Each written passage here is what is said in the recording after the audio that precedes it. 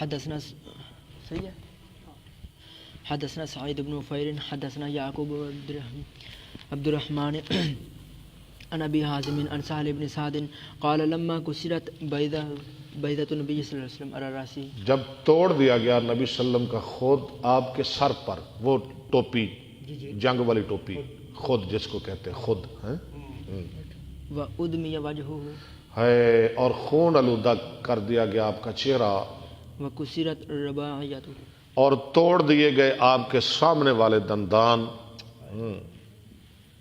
وکان علی یختلف بالماء، علی رضی اللہ عنہ پانی لا رہے تھے. یختلف قرآن میں آتا ہے نا، ان فی اختلاف اللیل والنہار، اس سے یختلف پانی لا رہے تھے بالماء فی المجن، مجن میں، ڈھال میں.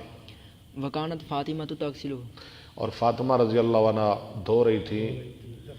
فلما رأت الدم یزید جب دیکھا کہ خون یزید زیادہ ہو رہا ہے علی الماء پانی پر، کثرۃ کثرت کے لحاظ سے، یعنی پانی پر، پانی سے خون بڑھ گیا، آمدت الی حصیر، تو انہوں نے قصد کیا ایک چٹائی کی طرف، فاحرقتها، تو اس کو جلایا حضرت فاطمہ نے، فالصقتها علی جرح، اور اس کو لگایا، چپکایا آپ کے زخم مبارک پر، فرقا الدم، تو رک گیا خون. یعنی سویا بنائی ہاں جی، وہ تلائی تو رک گیا. ہاں دی راکھ بنا کے نا اس وقت کی بڑی زخم تلائی، وہ زخم رک گیا. پرانا علاج نے نا.